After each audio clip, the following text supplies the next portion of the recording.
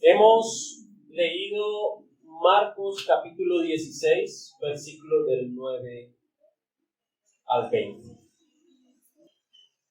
Antes de empezar a ver estos pasajes, quiero que usted tenga claro algo que es parte de la historia, algo que es parte de todo lo que estamos leyendo acá. Cuando nosotros miramos los manuscritos que han existido a lo largo de la historia, todos los que hoy se pueden ver, todos los que hoy se pueden revisar, no son los originales, ¿sí? Es decir, los mismos que en aquel momento escribió cada uno de los hombres que fueron usados por Dios. No son los originales. Todos los originales se perdieron, ¿sí? Todos. Entonces, la pregunta es, entonces, ¿cuáles son los que se revisan? ¿Cuáles son los que se ven? Son copias, ¿sí? Son copias de los originales. Cuando estas cosas sucedieron, solamente se llevaba a cabo una tarea, y era que, por eso se llama manuscrito, porque era mano escrito, ¿sí? Era todo escrito a mano, ¿sí? La imprenta comenzó a surgir por allá desde el año 1450, en el siglo XV, ¿sí? Antes de eso todo era escrito, todo era escrito. El primer Nuevo Testamento que se imprimió o fue impreso fue en 1516, ¿sí? 1516, antes de eso todo era escrito. ¿Cómo se realizaba esta labor? La labor de los manuscritos. Siempre habían personas, ¿verdad? Y se cree que probablemente era dictado lo que se hacía, ¿sí? Probablemente había unos que otros que tenían unas que otras copias, siempre se hacían copias. Y en medio de todo eso se iba hablando, se iba dictando, y la persona iba escribiendo todo lo que iba diciendo, o iba leyendo la persona que estaba al frente, ¿sí? Entonces, de hecho, aquí levántame la mano, ¿cuántos escriben? Yo sé que son pocos, pero ¿cuántos escriben? ¿Cuántos están escribiendo hoy el mensaje, para ser exacto? No, si yo escribo bastante en el colegio, escribo en la universidad. ¿Cuántos están escribiendo hoy? Y ve cómo se bajaron las manos enseguida. Son poquitos. Sí, son poquitos. Pero si yo al final, escúcheme, si yo al final reviso lo que escribió cada una de las 5 o 6 personas que levantaron las manos, ¿qué cree usted que va a surgir? No van a estar 100% iguales, aunque es uno solo el que está hablando acá, ¿sí? De hecho, puede haber uno que de pronto dije Mateo 10, versículo 1, y ese no escribió Mateo 10, versículo 2, ¿sí? Ha surgido, ha pasado que a veces, léalo, y termina leyendo en otro lado, ¿sí? Ahora, eso era algo que también podía suceder en el momento en el cual se daba dictado o se realizaba esta labor, ¿sí? Entonces, por ejemplo, podía estar diciendo en algún momento, como lo dice por allá, vamos a leerlo textualmente, se lo voy a leer, Romanos capítulo 1. Entonces dice, Pablo, siervo de Jesucristo, llamado a ser apóstol, apartado para el evangelio de Dios, ¿sí? Y eso se dictó, y de pronto allá pusieron Pablo, siervo de Jesús, llamado a ser apóstol, y no escribió Jesucristo, ¿sí? O de pronto puso Pablo, siervo de Cristo, llamado a ser apóstol, ¿sí? Y así pasa. De hecho, uno dice, y Dios envió la plaga, y por allá puso uno y escribió, y el Señor envió plagas. Y lo peor es que después a veces lo leen y no lo entienden. ¿Sí? Eso también sucedía en medio de de esta labor. Surgían ciertos inconvenientes o ciertos errores, pero eran errores basados en ese aspecto. todas las copias que se tienen hoy fueron así en esa labor. Ahora, nosotros como creyentes, como iglesia de Cristo, tenemos muy claro que la palabra de Dios fue inspirada por Dios. ¿Sí? Fue inspirada por Dios, así como lo dice la Escritura. Toda la palabra fue inspirada por Dios. ¿Sí? Pero sabemos y tenemos claro que las copias no fueron inspiradas por Dios. ¿Me está entendiendo?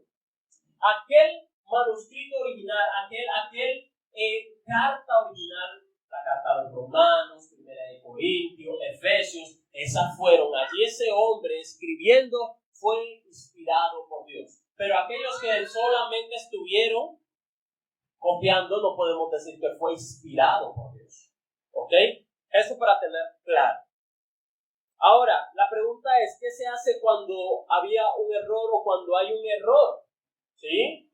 Se tenían toda esa cantidad de personas o tenían personas allí escribiendo. ¿Qué era lo que se hacía? Pues se revisaba. ¿Sí? Se revisaban con todas las copias. A ver, comenzaban a ver 1, 2, 3, 4, 8, 100 copias y comenzaban a ver una por una.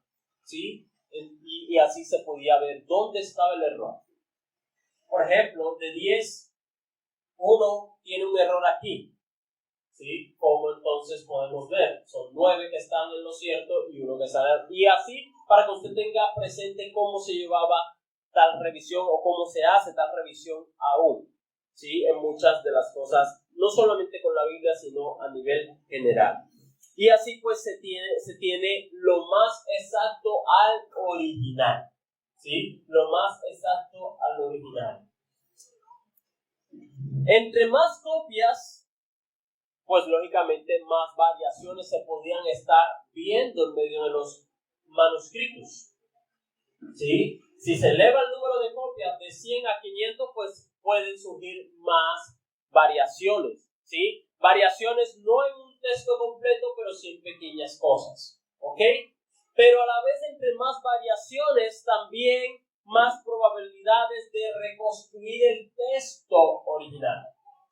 ¿Están entendiendo? Entre más copias, más variaciones podrían darse, y entre más variaciones, más copias tenga para revisar, más probabilidades hay de poder tener el texto original. Ahora, la ciencia que se encarga de hacer todo este tipo de revisiones, de hacer todo este tipo de observaciones, se llama crítica textual. ¿Sí? Y es algo, nuevamente, que le digo que no solamente se hace con la Biblia, se hace con todo lo que se ha escrito. ¿Sí? Ellos se encargan de ver eso. Ahora, voy a darles una cifra para que usted tenga presente. Los manuscritos antiguos, ¿sí? Hablemos 50 a.C., como los que son algunos de César, surgen o se tienen aproximadamente unas 8 copias. 8 copias, no estamos hablando de original, sino copias, ¿verdad? Esas copias surgieron aproximadamente, o se tienen 1300 años después del texto original. ¿Sí? Del texto original. ¿Sí? De igual forma, por lo menos aquellos que han leído, han estudiado, hay un historiador judío llamado, o que se llamaba Flavio Josefo. Flavio Josefo también tuvo bastantes escritos, y esos escritos muchas veces son fundamentos para nosotros poder ver lo que sucedía en medio de Israel.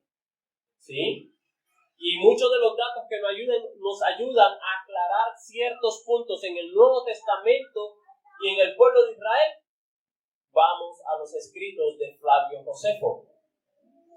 Los escritos o las copias que se tienen de los manuscritos que él hizo son aproximadamente unas 9 copias. ¿Sí? Si usted se está dando cuenta, no son muchos. La mayoría de las copias que se tienen de esos años, de ciertas obras o escritos, no pasan de 15 copias. 8, 7, 6, 9, 10, son pocas copias, ¿me va entendiendo? Es decir, que en esas copias para revisar es poco, para poder obtener un texto más cercano al original, para revisar. Si ahorita dijimos, entre más copias, yo puedo tener mayor probabilidad de poder obtener el texto original, lo más genuino, lo más puro. Pero estamos hablando de 8, 9, 10 copias, entonces es poco. Ahora, ¿cuántos creen ustedes que se tienen del Nuevo Testamento? El Nuevo Testamento se terminó de escribir, el Nuevo Testamento aproximadamente a finales del primer siglo, a principios del segundo siglo. Promedio, años 100. Promedio, años 100. El último libro tenemos es Apocalipsis, ¿verdad? Apocalipsis. Entonces, desde ese año comenzaron a surgir ciertas copias, ¿sí? Porque no se tiene el original como tal, vuelvo y digo, sino copias.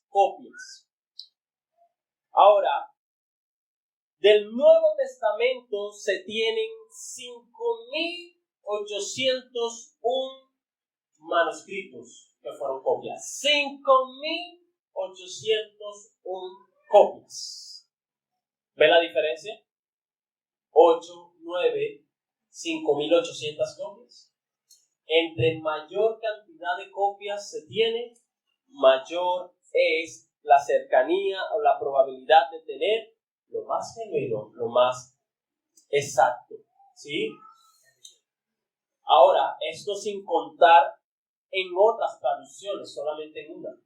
Las 5.801, solamente en una traducción, en cómo se escribió en griego. Ahora, si nosotros miramos las demás copias, estaríamos hablando de 19.300 manuscritos que fueron traducidos a otros idiomas, sin contar las 5.800.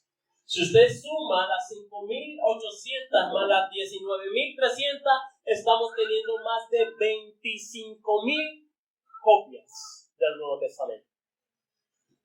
Más de 25.000 copias.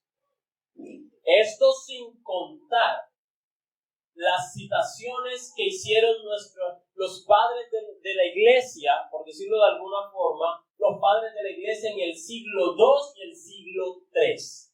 Acá decimos de citaciones, estamos hablando de que ellos estaban dando algún sermón o estaban escribiendo algo y citaron un versículo del Nuevo Testamento. Y todas esas citaciones, al recopilarse, hay cantidad de veces, 36.000 veces se puede formar el Nuevo Testamento. ¿Sí? 36.000 veces. Y solamente estamos hablando de 2 siglos, el siglo II y el siglo III. Entonces estamos hablando que hay mucho de qué tomar. ¿Sí? 25.000 y 36.000 veces citaron el Nuevo Testamento completo.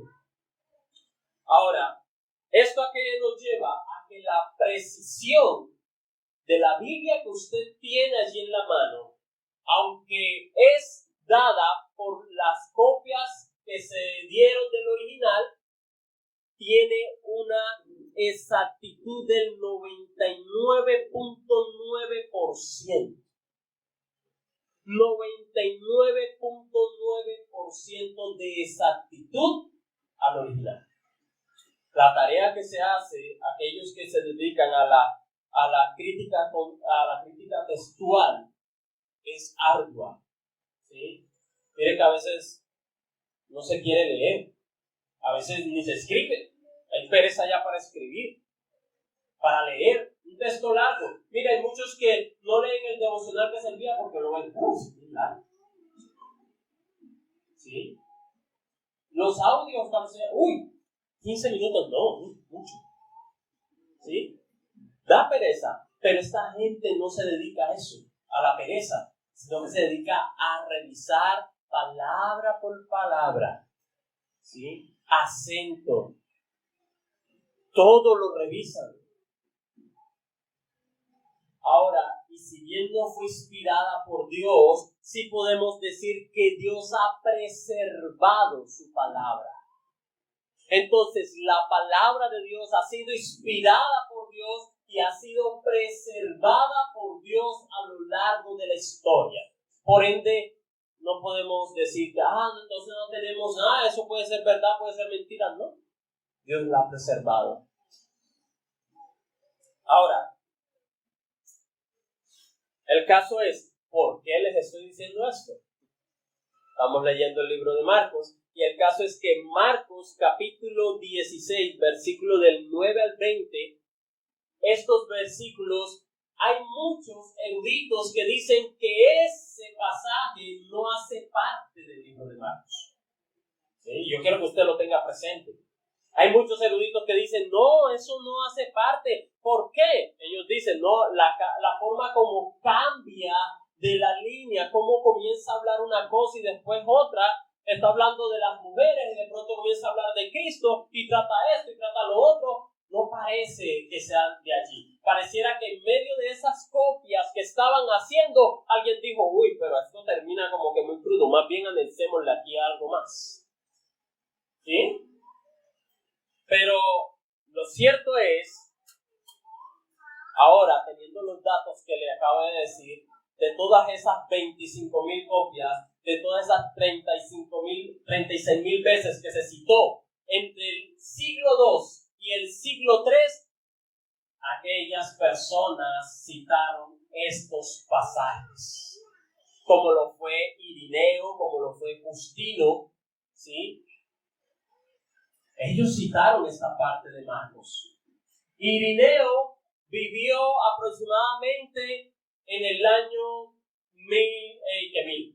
190, 170, él estuvo viviendo en ese tiempo, murió en el año 202 aproximadamente. ¿Y cuánto les dije que se terminó de escribir el Nuevo Testamento? 100. En el año 100. ¿Cuántos? Solamente la diferencia son pequeñas décadas, ¿sí? Pocas décadas. Lo mismo es Justino, que de hecho fue más cercano, el año 160. Estamos hablando apenas de unas 5 o 6 décadas. Y hizo referencia a estos pasajes. ¿Sí? Ahora, una de las bases por las cuales dicen que no estaba fue porque una de las copias de los manuscritos esos que se encontraron más reciente es el Códice Sinaítico, que se encontró al pie del monte Sinaí. ¿Sí?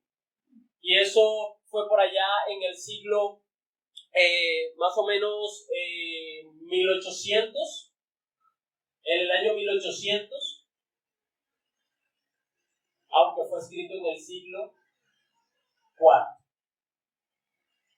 Es decir, que si nosotros miramos las citaciones que hicieron los padres de la iglesia, es más cercana a cuando se escribieron esas copias en el siglo IV. ¿Me está entendiendo? Aparte de eso, le estoy diciendo que podemos confiar plenamente en lo que dice Marcos 16, del 9 al 20, porque también es coherente y está relacionado con lo que dicen los demás evangelios.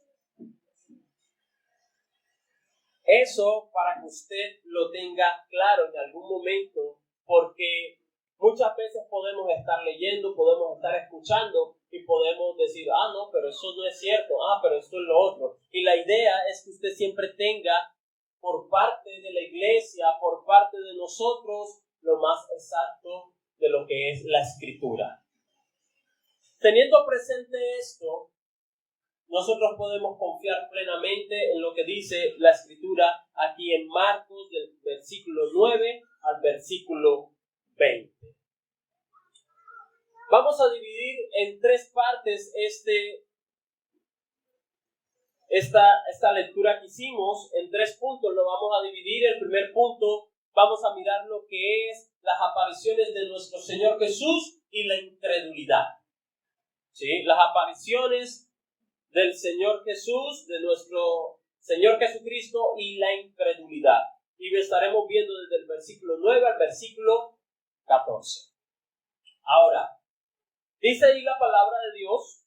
Nosotros hicimos referencia el día viernes al versículo 1 al versículo 8, eso lo estuvimos viendo el viernes, y veíamos que estas mujeres, siendo fieles a Dios, habían estado en el tiempo de la crucifixión, en la sepultura, y ahora estaban allí en el momento de la resurrección, cuando la tumba estaba vacía. ¿Sí? Estas mujeres eran fieles y veíamos en aquel momento la incondicionalidad de estas mujeres, independiente de que ellas pensaban que el Señor había muerto. Y aprendimos que independiente del peligro en el cual ellas se podían estar, ellas se mantuvieron fieles al Señor, fieles a aquel que les había enseñado, les había amado, les había sanado y había estado con ellas allí. Ahora, debemos tener presente que ellas apreciaban y amaban mucho al Señor. Aparte de tener que en aquellos tiempos no era adecuado, no era usual, era algo inusual que un maestro enseñara a mujeres y que escucharan a los maestros. Normalmente los hombres escuchaban la palabra, escuchaban el mensaje, se ocupaban de él y luego enseñaban o decían a las mujeres. Y decíamos que el testimonio de las mujeres normalmente era ¿qué? Tenido en poco. Era un testimonio que no tenía valor alguno. Era como el testimonio de un esclavo, alguien que no era libre. Eso significaba que si ellas decían algo y el hombre decía aquello, le creían al hombre. ¿Sí? Y si el Señor en medio de todo esto tiene a mujeres presenciando su crucifixión, su sepultura y resurrección, y las primeras que dan testimonio, testifican de la tumba vacía, de la resurrección, son mujeres. ¿Sí? Son mujeres. Y decíamos que eso es prueba para hoy nosotros tener el poder decir que es inspirada por Dios y no por los hombres. Un hombre no fuera escrito que eran las mujeres las que presenciaron estos eventos, estos casos. Ahora, si nosotros miramos allí en el versículo 9, dice, después de haber resucitado, muy temprano, el primer día de la semana, Jesús se apareció. ¿Primero a quién? María Magdalena. O sea, aparte de que presenciaron la tumba vacía, a la primera, y no lo vemos solamente en Marcos, lo vemos también en Lucas y lo vemos también en Juan, en los otros evangelios, también dicen que la primera a la cual se le apareció el Señor fue a María Magdalena. María es el nombre griego, es la forma griega del nombre hebreo Miriam, ¿sí? Y dice que era de María Magdalena. ¿Por qué de Magdalena? Porque era de Magdala. No Magdalena el de aquí de Colombia, ¿sí? Porque uno dice María Magdalena, como en Colombia, no. Magdala. Magdala estaba ubicado al sur de Capernaum, es decir, muy cerca al lago Galilea, al mar de Galilea, ¿sí? Estaba muy cerca. Magdala era una ciudad, un lugar que también se ocupaba mucho de la pesca, ¿sí? Y esta mujer, dice allá en Lucas capítulo 8, versículo 2, dice que esta mujer fue libre de 7 demonios, y es lo mismo que encontramos aquí, ¿sí? Ahí dice el versículo 9, se apareció primero a María Magdalena, de la que había echado fuera 7 demonios, ¿sí? Es decir, que esta mujer había recibido mucho de Dios, del Señor Jesús, ¿sí? El Señor Jesús la había ayudado y ella estaba mostrando su devoción, su entrega, su fidelidad al estar allí en el momento de la muerte, sepultura y ahora presenciando esa tumba vacía, y ahora por gracia de Dios le estaba permitiendo ser la primera ¿sí? En ver a nuestro Señor Jesús resucitado. Ahora, la palabra de Dios también dice allí, versículo 10, y ella fue y se lo comunicó a los que habían estado con él. ¿Y qué era lo que estaban haciendo los que estaban con él? Estaban lamentándose y llorando. ¿Sí? Ella fue y comunicó, ella fue y habló. Ella dio las buenas nuevas. Ella predicó, ella dijo, Él ha resucitado. Nosotros aprendíamos el día viernes cómo ellas estaban, que veía que decía la Escritura que experimentaban gozo y temor. Estaban en esperanza, pero también estaban con temblor, con espanto, con susto, con miedo. Y todo esto lo encontraban en su corazón debido a que era algo totalmente ilógico lo que había sucedido. Era algo totalmente fuera de lo normal. Dice el versículo 11, cuando ellos oyeron que él estaba vivo y que ella la había visto, se negaron a creerlo. Se negaron a creerlo. Esto es lo que resalta estos pasajes. ¿Sí? Cada uno de los pasajes que leímos, en la primera aparición, según aquí Marcos, a María Magdalena, la segunda aparición a los 2 discípulos caminos a Emaús, y en la tercera aparición, lo que resalta esto es la incredulidad. Por eso el mensaje que hoy llevamos tiene como título La incredulidad en un día glorioso. ¿Sí? Un día glorioso como el día de la resurrección. Un día glorioso como que el Señor abrió un camino, como lo aprendimos el día viernes. Una vía de acceso a la presencia de Dios, libre de impedimentos. Un día en el cual podía obtener la iglesia la victoria.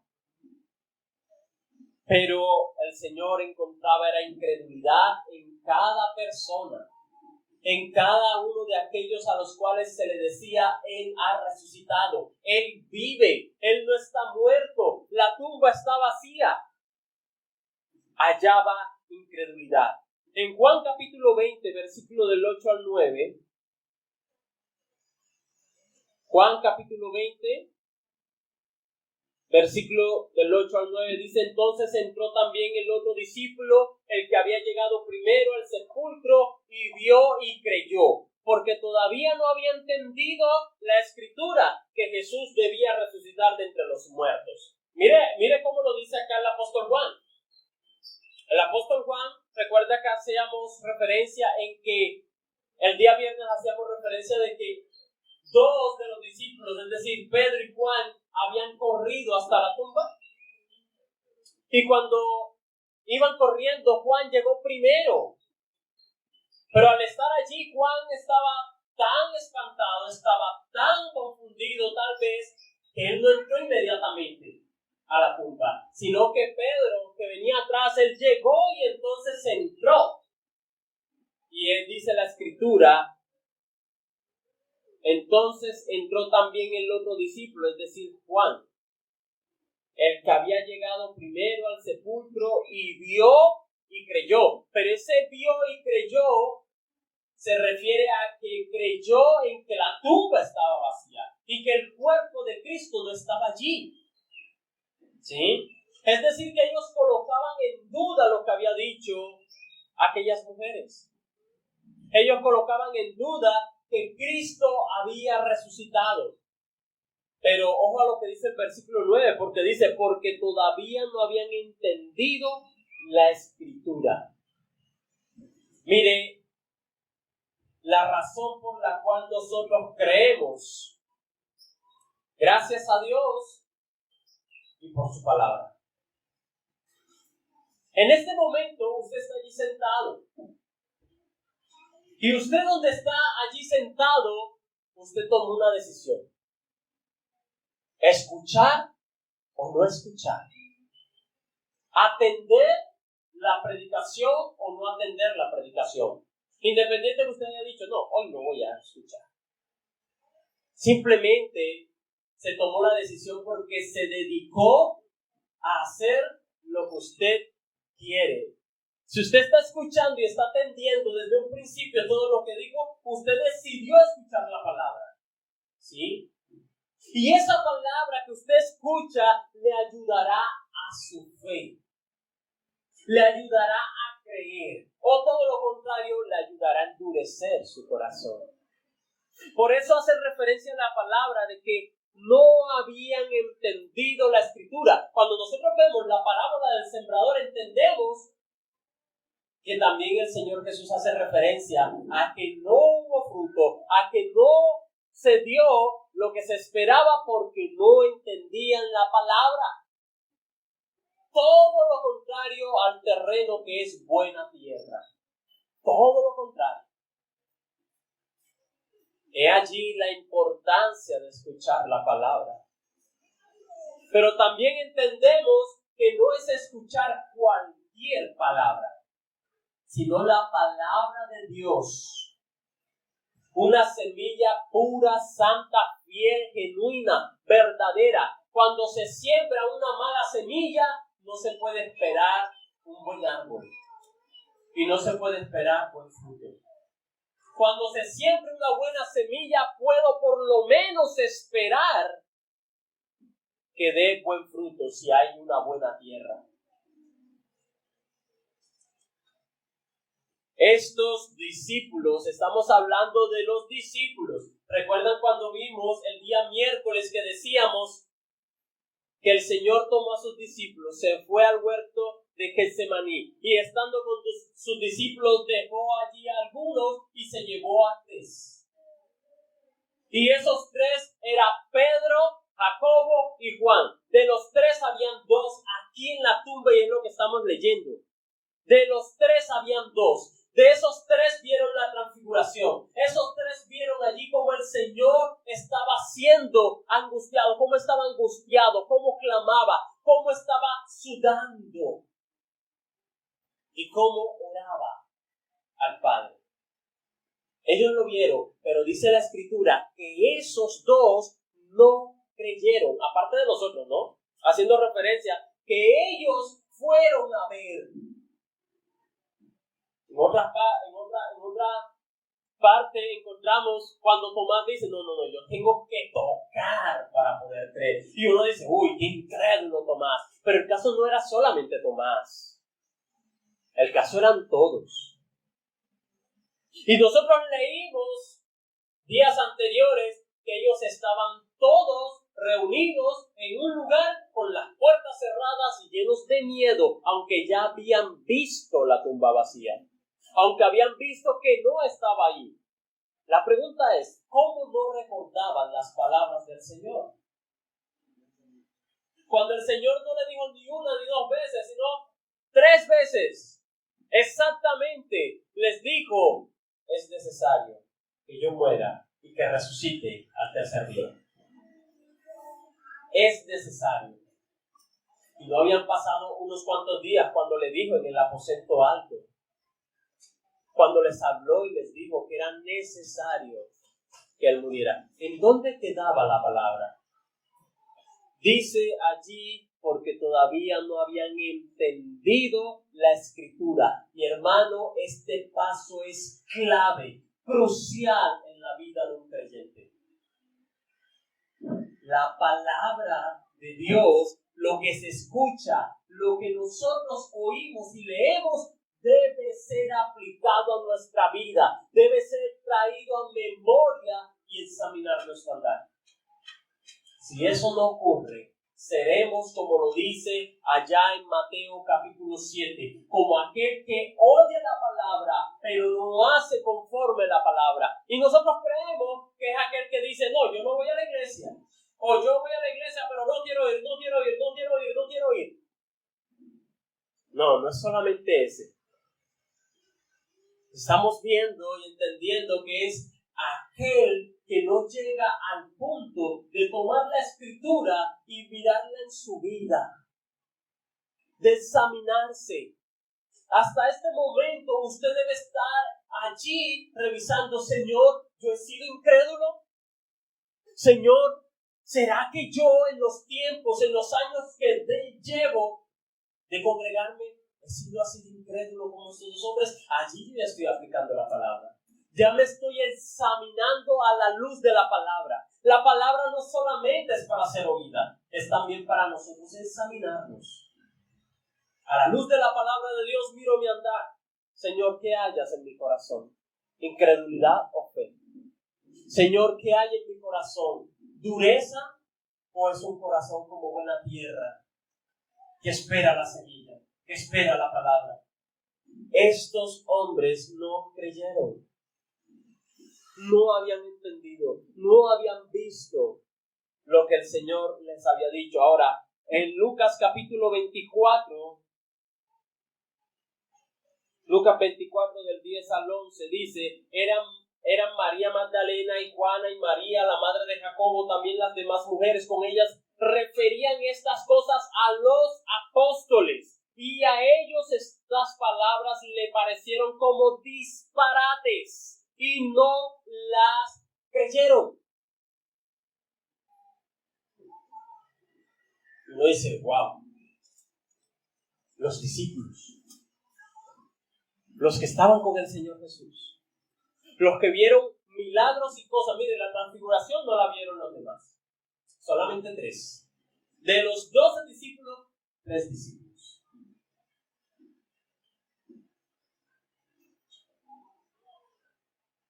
No creían.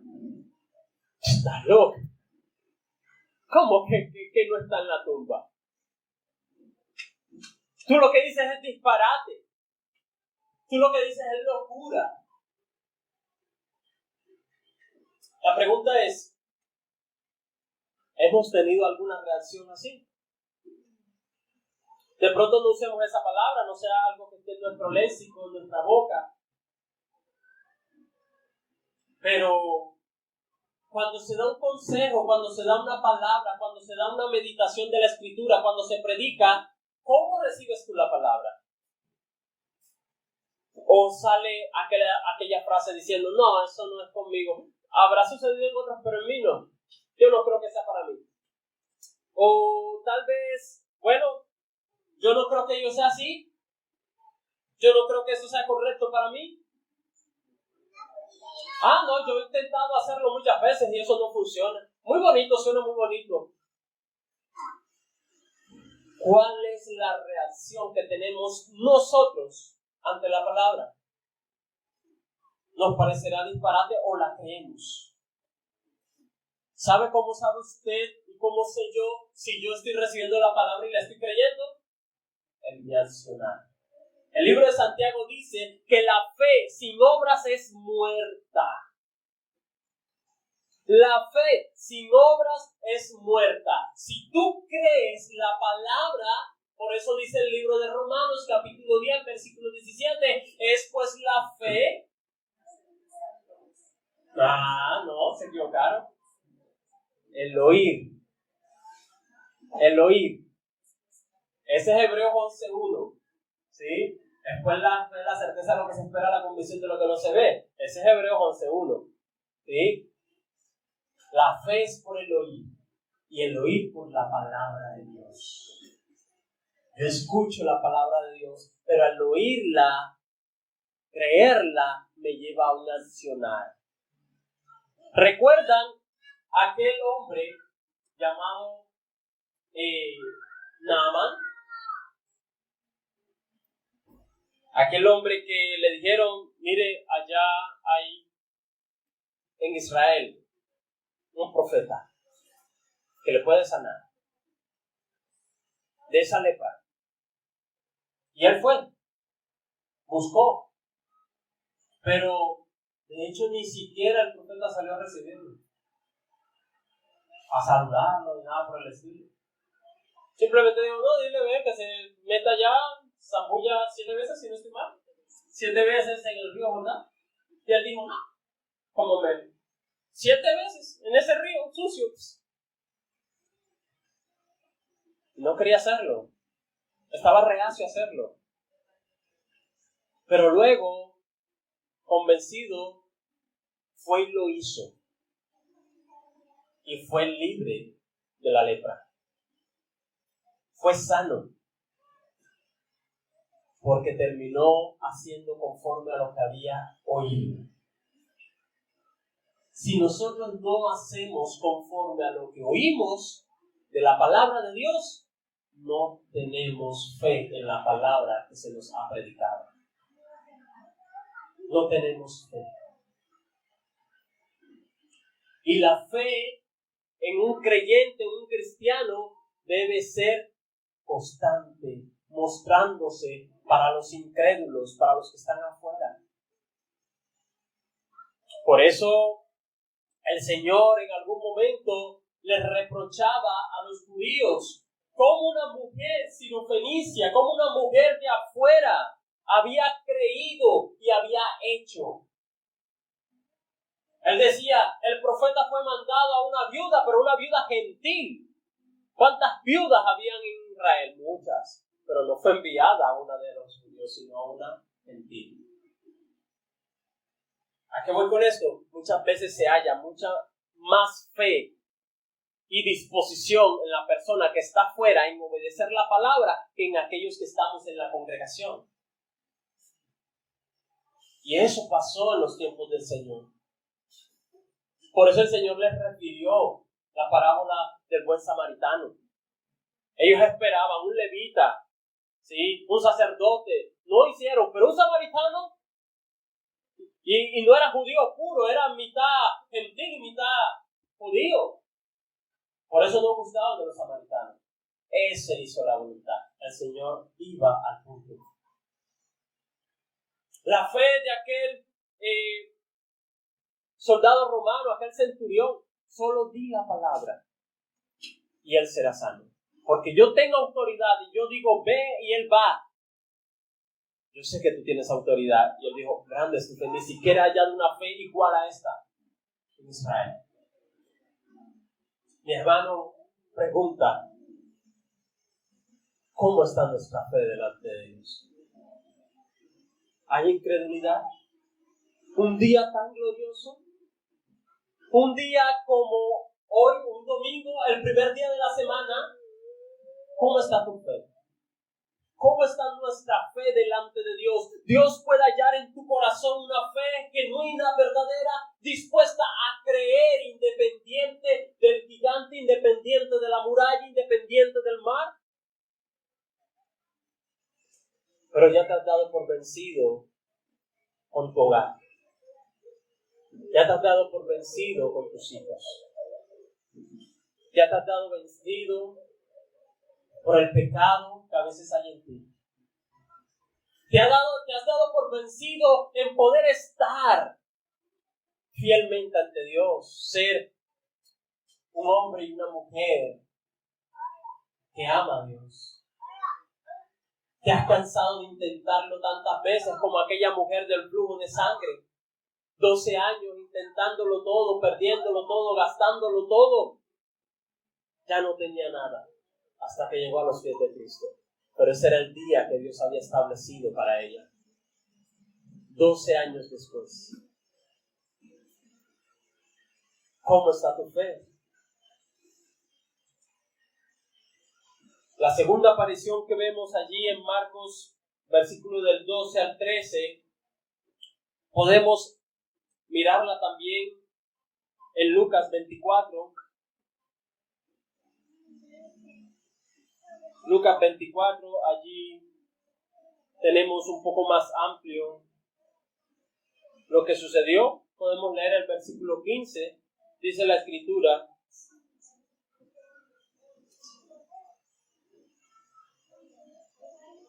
Lucas 24:15 dice allí: y sucedió que mientras conversaban y discutían, eso estaban haciendo los dos que iban caminando, Jesús mismo se acercó y caminaba con ellos.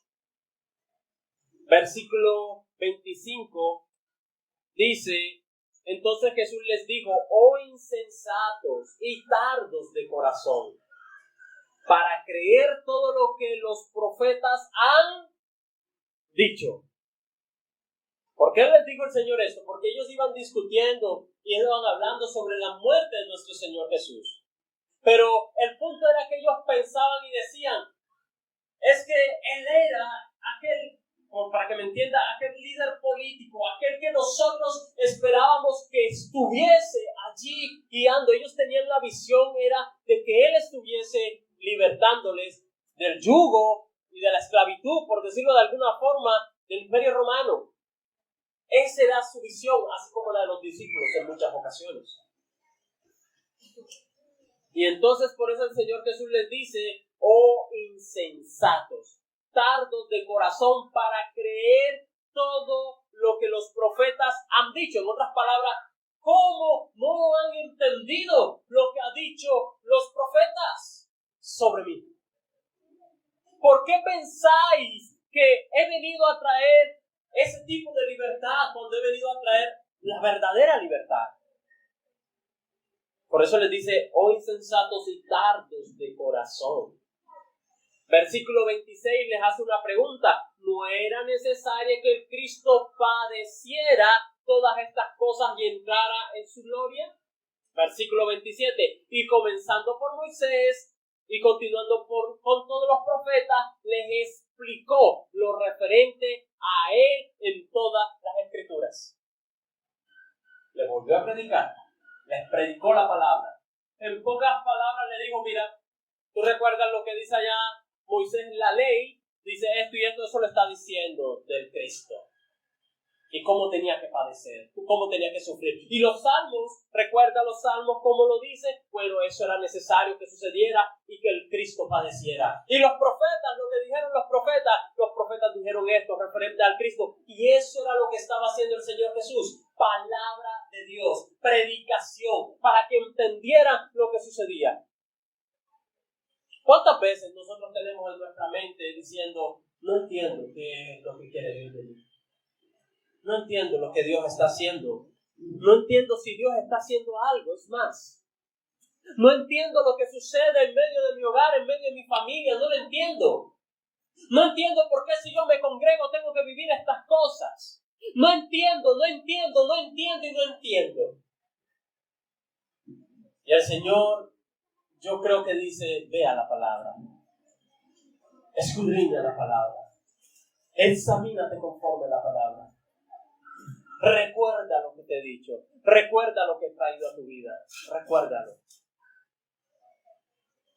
Por eso, en muchas de las veces que se predica, le digo: mire, de pronto usted no está viviendo lo que se está predicando. Pero no significa que usted menosprecie la palabra o diga: sí, listo. Porque no sabemos si es una trompeta de alerta, como en el ejército. ¿Sí? O como cuando suena aquella alarma: peligro, peligro, peligro, cuidado, se aproxima el enemigo, atento, te viene prueba, viene una tentación. Haz lo que se te ha predicado. No lo sabes. Y a veces desechamos la palabra. Nosotros lo hemos visto más de una vez. Al cabo del mes, al cabo de la semana, a veces hasta días apenas. Y lo primero que a veces le digo al Señor: bueno, ¿acaso no recuerdan lo que se predicó el domingo? ¿Acaso no recuerdan la palabra como lo que se dijo? ¿Qué sucedió? ¿Qué pasó? ¿Será que no escuchó? ¿Será que estaba pensando en otra cosa? ¿En los afanes de la vida? ¿Cómo no hoy recuerda la palabra? ¿Cómo es que está pidiendo qué hago? Y no es que nos moleste, que nos pregunten,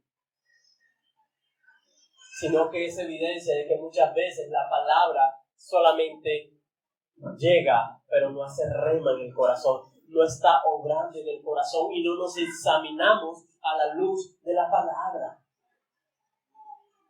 Y la palabra de Dios, como lo aprendíamos en Proverbios capítulo 30, versículo 5. ¿Recuerdan el pasaje? Lo aprendimos hace una semana. Toda palabra de Dios es limpia.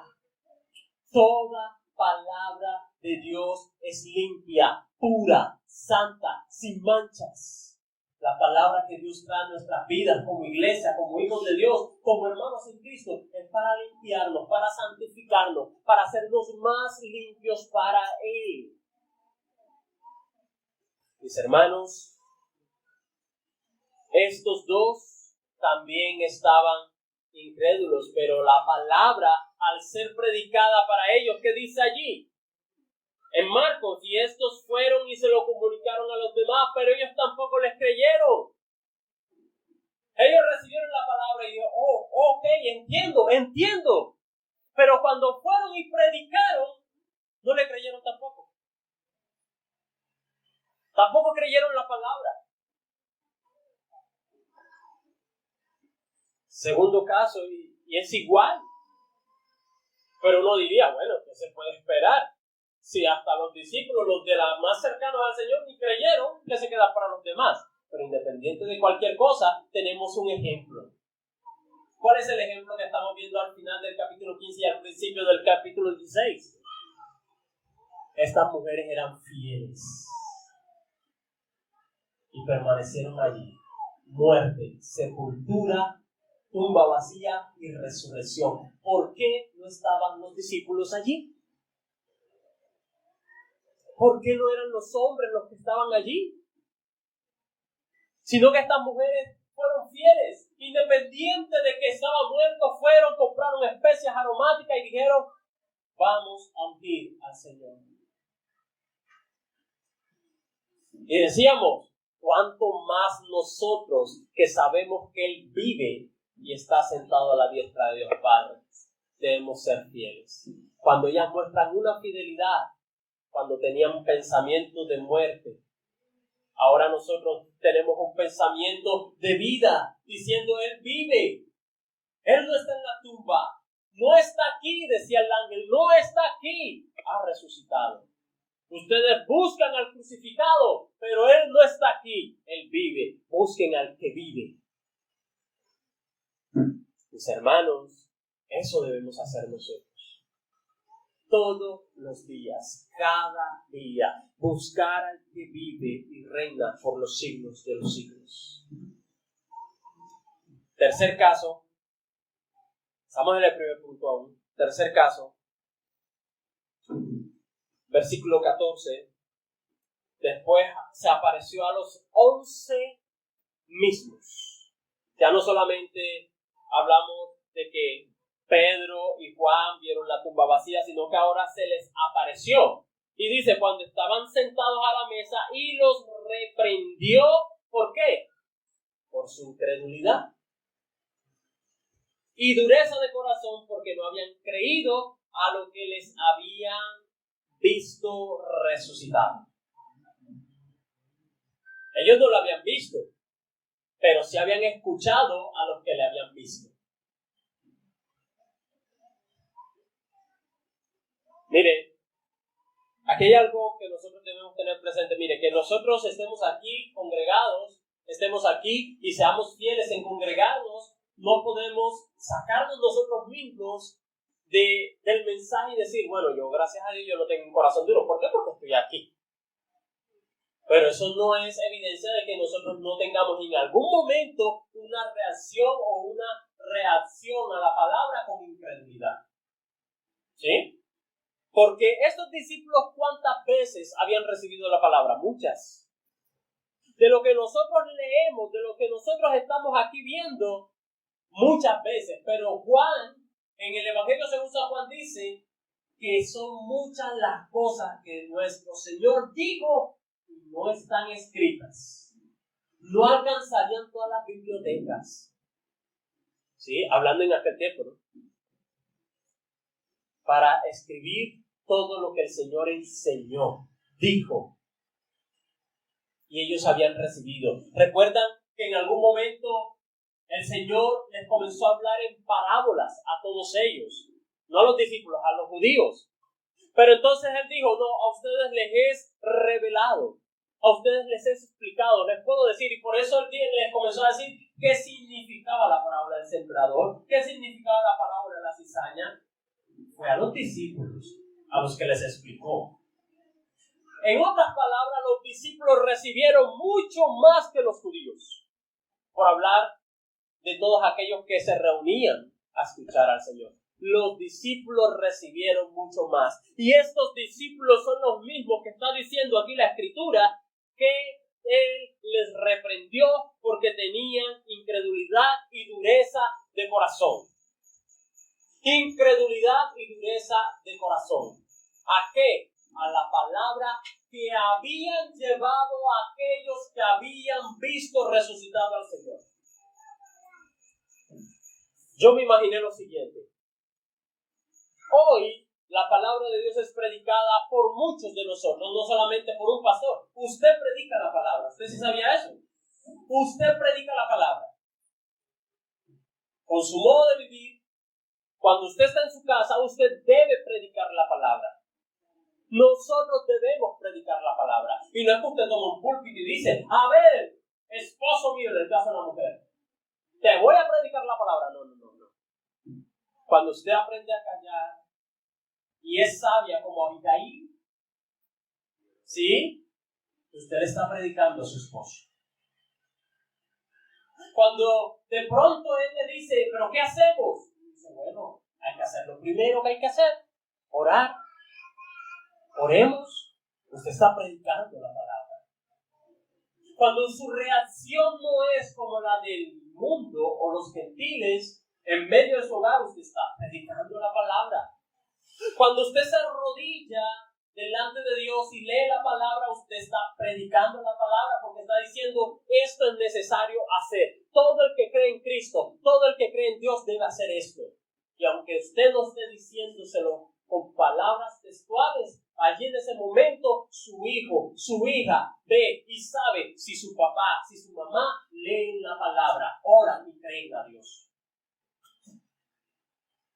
Usted lo sabe. Ahora, habían unos que habían dicho a los discípulos, Él ha resucitado, y ellos no creyeron.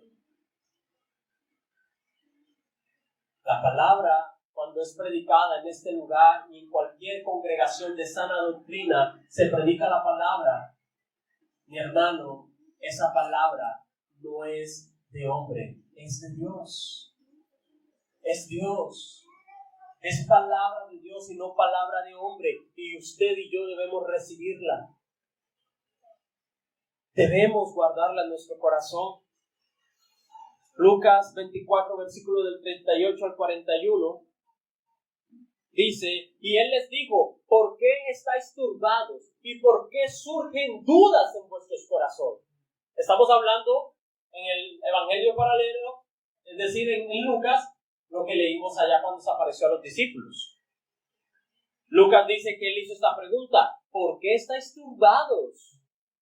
¿Por qué surgen dudas en vuestro corazón? ¿Por qué dudas? La incredulidad camina de la mano con la duda. Entonces uno dice, no, yo le creo a Dios, yo creo en Dios, yo creo en su palabra. Pero, y ese pero normalmente viene con una duda. Pero ¿y si no pasa así? Pero si yo lo hago y no pasa nada, esas son dudas. Pero es que yo ya lo he hecho varias veces y no sucede. Son dudas. ¿Sí? Y el Señor dice, ¿por qué? ¿Por qué hay dudas? Mirad mis manos y mis pies, dijo el Señor, que soy yo mismo. Ahora, tenga presente, el Señor había resucitado, pero físicamente su parte corporal no era tan igual a la que ellos habían conocido. No era tan igual, era diferente. ¿Sí?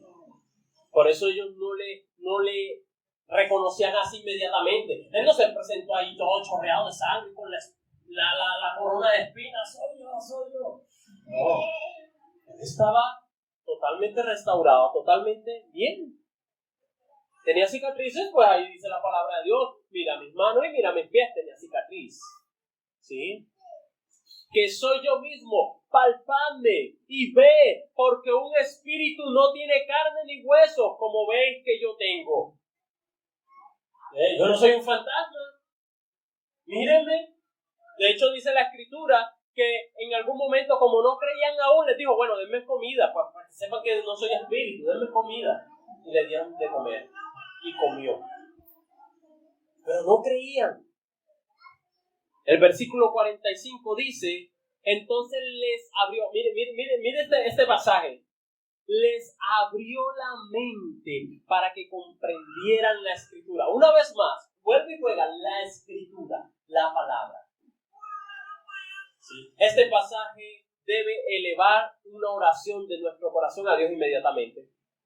Ahí donde tú estás, tú ya debiste haber hecho una oración. Wow, Señor, abre mi mente y mi corazón a tu palabra. Concédeme el privilegio de poder recibir tal galardón tan hermoso. Ayúdame a creer. Así le decía a aquel hombre. Ayuda mi fe. Ayuda mi fe. Entonces les abrió la mente para que comprendieran las Escrituras. Ellos estaban cerrados.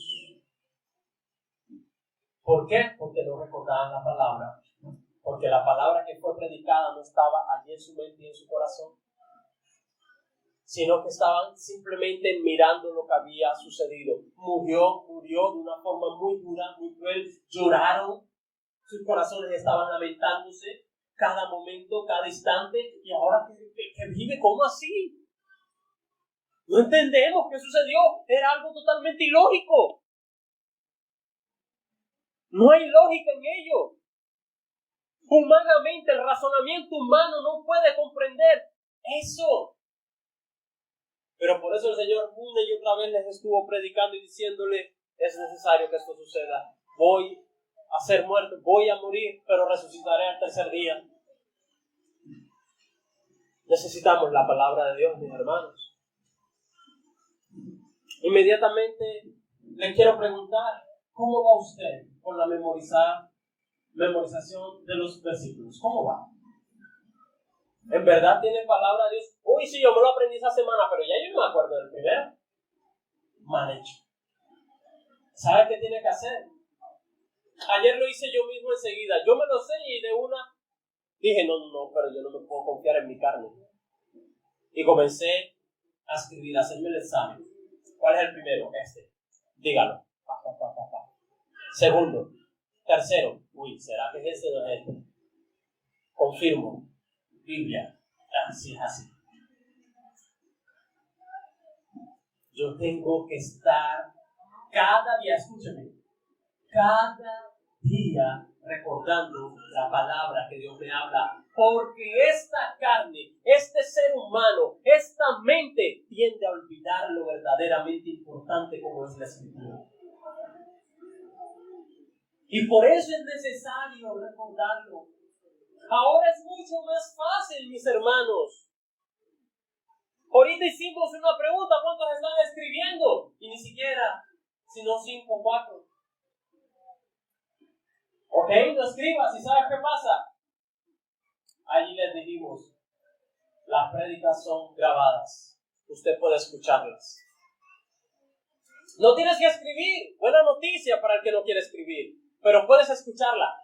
No tengo tiempo para dedicar 1 hora más entre semana a escuchar el sermón. Esa es nuestra condición muchas veces ante la palabra. Y por eso no recordamos la palabra. Porque creemos que oír la palabra una sola vez es suficiente. Pero ¿qué dice el apóstol Pedro? No me cansaré de repetirles las mismas cosas, dice el apóstol Pedro, allá en la primera carta de Pedro. Porque nosotros necesitamos recordarla. Allí está el tablero, allí están los versículos, mírenlos. Esos son los versículos que llevamos aprendidos. ¿Sí? Usted voy a repetir ahora, por lo menos una vez a la semana. Lo digo. ¿Sabe por qué? Porque esa palabra viene a mi mente, a mi corazón. Ahorita cuando orábamos al inicio, ahí estaban los versículos. ¿Sí? El día que clamé me respondiste, oh Jehová. Me fortaleciste con vigor en mi alma. Salmo 138, versículo 3. ¿Sí? Tengo que decirle, Señor, el día que clamé, ¿acaso no clamas? A veces no sientes que Dios necesito fuerza, Señor, dámelo. Ahí está el salmo. Y tú le dices, Señor, tu palabra dice que cuando yo clamo a ti, tú traes vigor a mi alma, trae vigor porque no puedo con esto. Para eso es la palabra, para recordarla, para traerla a nuestro corazón, para perseverar en ello. Ahora, de manera más sencilla, usted dice, bueno, nada más estamos en el primer punto. Sí, en el primer punto. El segundo y el tercero es mucho más corto, ¿verdad? Pero la mayor cantidad del mensaje está basado en este primer punto. Versículo del 15 al 18 de Lucas, entonces vemos cómo se da la gran comisión y les dijo, ¿sí? Nosotros leímos allá en Lucas, capítulo 24, versículo 45, que Él les abrió la mente, les pudo hacer comprender las escrituras, y luego les dijo, id, es una orden, id por todo el mundo y predicad el evangelio a toda criatura. Mi hermano, si nosotros queremos que aquellos que amamos se vuelvan a Cristo, tú debes vivir lo mismo. Que tu mente sea abierta a la palabra de Dios y que tú creas la palabra de Dios. Porque cuando tú le dices a una persona, mira, ora, debes orar mucho. La oración es buena, pero si tú no tienes una vida de oración, esa fe es muerta. ¿Sí ves? Nosotros le enseñamos a los demás con nuestro accionar. Y les dijo, el que crea y sea bautizado será salvo, pero el que no crea será condenado. Este versículo nos muestra, primero dice, bueno, el que crea y sea bautizado. ¡Ay, allí está! Debe ser bautizado. Sí, el bautismo es de Dios, el bautismo es correcto y debe hacerse en algún momento. Pero la salvación no es por el bautismo. Mire lo que dice después del bautismo. Dice, pero el que no crea será condenado. No dice, pero el que no cree y no sea bautizado. Tampoco dice, pero el que no se bautice será condenado. Dice el que no crea, porque el énfasis está en creer, en la fe, en el Hijo de Dios. ¿Sí? Como dice el versículo que aprendimos en esta semana. ¿Sí? Mateo muestra su amor para con nosotros en que siendo pecadores, Cristo murió por nosotros. Yo creo en ese Cristo que murió por mí, como lo cantábamos en la canción, todo lo pagó. ¿Sí? Todo lo pagó, no quedó nada. Mire, si usted tiene una deuda en la tienda, ¿verdad? Y usted debe 150,000 pesos, y yo voy y digo, vengo y pago 100,000 pesos, yo ayudo a pagar, pero no pague toda la deuda. Cuando usted vaya todavía debe. Cristo no hizo eso. Cristo pagó la deuda completa. Por eso cantábamos y decíamos, todo lo pagó. No quedó nada pendiente. Hay un saldito. Mire, lo más duro es cuando es con entidades. Yo conozco un caso de una persona que la reportaron por 50 pesos. 50 pesos. La persona se llenó de rabia y decía, yo fui y le tiré la moneda 50 en el escritorio y dice, te lo regalo. No era la actitud, ¿verdad? Pero por 50 pesos. Mi hermano, Cristo pagó la deuda completa. Todo. Por eso digo, consumado es. ¿Cuánta gratitud debe haber en nuestro corazón? No solo lo que debíamos, sino también lo que en algún momento podremos hacer por ignorancia. Todo lo pagó nuestro Señor. Primera de Juan capítulo 2, versículo 1. Dice la palabra, abogado tenemos ante el Padre, a Jesucristo. Él lo pagó todo, Él está allí, defendiéndonos ante aquel fiscal, el acusador. ¿Sí? Hace unos días les decía a mis hijos, la actitud de ser un acusador es del diablo. La actitud de acusador es del diablo. señalando, tú, lo otro. Ese es del diablo. Él es acusador. Siempre está buscando, hizo eso, lo otro, aquí, allá. El creyente no. El Hijo de Dios no. El Hijo de Dios exhorta en amor, considerándose a sí mismo, ¿verdad? Y con amor ayuda al hermano a levantarse. No lo levante y le dice, yo te lo dije, no. Eso no. Hermano, todos fallamos.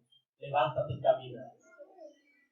Todos lo podemos en Cristo. Hermanos, somos más que vencedores en Cristo Jesús. Créelo, hermano. Es diferente.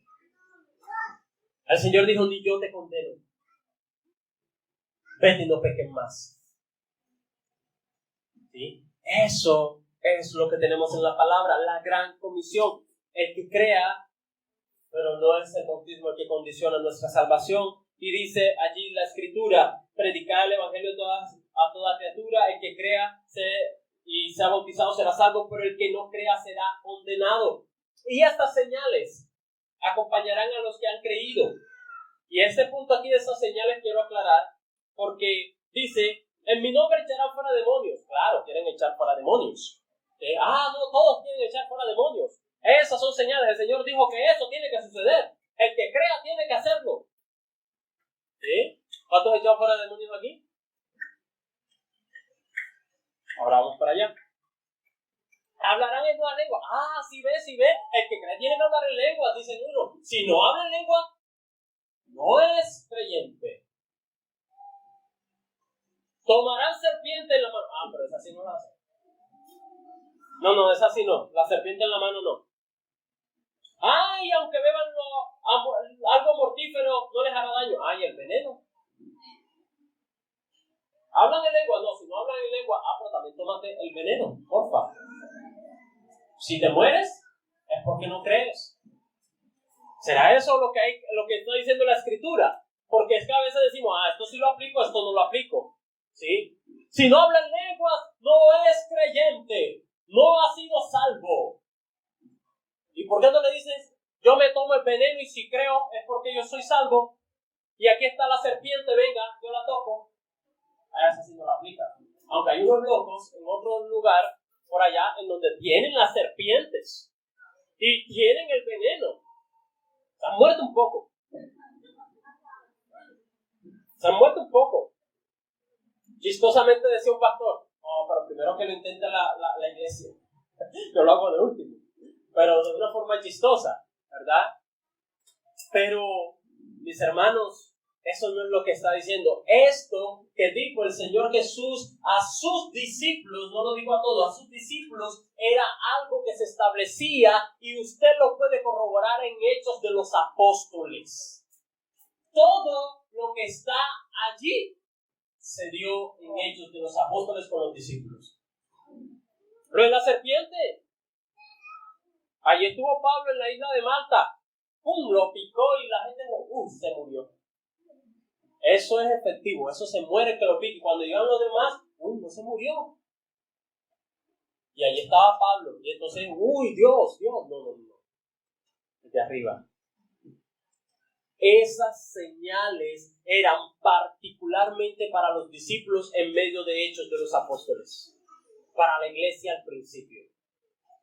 Ahora, es decir que a nosotros nada. Bueno, de manera general, hablando lo particular, ellos, los discípulos, Hechos de los Apóstoles, en aquel tiempo, de manera general, el Señor puede hacer como quiera, cuando quiere, si Él así lo dispone.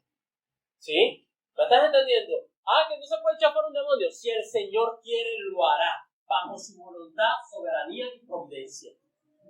¿Sí? Que si comemos cosas mortíferas, hay gente que se ha tomado testimonio cristiano, que en algún momento obligado, y ha vivido para la gloria y honra de Dios. ¿Sí? Hay gente que ha sido en algún momento picada, Dios lo ha. ¿Sí? Mi hermano, cuando Dios quiere, es así. Póngase el mundo como se quiera poner, pero es así. ¿Ok? Entonces, estas señales van hacia ello. Último, entonces el Señor Jesús, después de, el segundo punto era Gran Comisión para los que están escribiendo, todo eso estaba basado en la Gran Comisión. Último, Cristo llevando su obra a través de escogidos, versículo 20, dice allí la palabra de Dios, y ellos salieron y predicaron por todas partes, colaborando el Señor con ellos, ojo, colaborando el Señor con ellos. Pero el Señor subió. Mire que allí dice, versículo 19, antes de lo que leímos, entonces el Señor Jesús, después de hablar con ellos, fue recibido en el cielo y se sentó a la diestra de Dios. A la diestra de Dios. Y luego dice el versículo 20, y ellos salieron y predicaron por todas partes, colaborando el Señor con ellos. No podemos pensar que el Señor le dijo, vayan. Bueno, yo voy con ustedes y les ayudo. No, el Señor fue recibido arriba. Y ellos predicaron y el Señor, ¿qué hacía? Estaba colaborando con ellos. ¿Y qué hacía colaborando? ¿Cuál era la colaboración? Confirmando la palabra por medio de señales que le seguían. Por eso Simón el mago, cuando él, mira, te doy platica para que me den lo que tú tienes. No. Tú has creído que el don de Dios se compra. Perezca tu alma contigo. Perezcas tú, muere. Porque has creído que el don de Dios se compra. No. ¿Sí? Es de Dios, es de Cristo. ¿Sí? Cuando querían hacer Pablo como si fuese un Dios. No, es Cristo.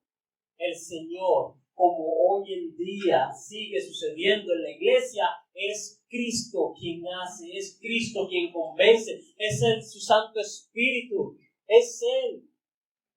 Mis hermanos, cuando es la predicación de la palabra, es Dios quien habla a mi vida, a mi corazón. Y por eso yo muestro tal reverencia ante Dios. Por eso yo me comporto ante Dios. ¿Sí? Es por eso que nosotros no hacemos culto de niño aparte. Los niños deben estar sentados escuchando la palabra. Porque es la palabra de Dios la que deben ellos escuchar desde un principio. Y como yo le enseño a mi hijo, a nuestros hijos, la palabra de Dios, así su corazón se estará preparando. Mis hermanos, el Señor resucitó, pero resucitó ¿para qué? Él confirmó los corazones de los discípulos. Así como hoy nuestros corazones necesitan ser confirmados. El Señor se entregó y resucitó para abrirnos un nuevo camino al Padre. No para que permanezcamos en incredulidad. No para que nosotros estemos con un corazón endurecido. Que cuando escuchemos la palabra la creamos y atendamos y obedezcamos conforme lo que se ha dicho. Porque es allí donde está la bendición como hijos de Dios. Mis hermanos, que lo que hizo nuestro Señor Jesús en aquel día, hoy se ha valorado en nuestros corazones y respondamos verdaderamente y correctamente conforme lo dice su palabra. Que cuando todo lo que nosotros nos dice la Escritura y la palabra, nosotros lo hagamos para la gloria y honra de Dios. La palabra de Dios dice que todo lo que nosotros hagamos, lo hagamos para Dios y no para los hombres, no sirviendo al ojo sino a Dios. Dios mira nuestros corazones y cuando Dios haya en tu corazón y en mi corazón que obedecemos a su palabra, a su instrucción y creemos en su palabra, ¿sabes una cosa? Dios se agrada. Dios mira tu corazón y se agrada. Que tú lo obedezcas, que tú le ames y que tú tomes la mejor parte, aunque tu carne y mi carne quieran tomar la parte incorrecta, aunque quieran salir huyendo. Por eso es que una vez más lo digo, el Salmo, uno le debe decir, bendice alma mía Jehová, bendice alma mía Jehová, bendiga todo mi ser su santo nombre. Nuestras vidas deben bendecir a Dios en lo que hacemos y comandamos. Mis hermanos, vamos a orar.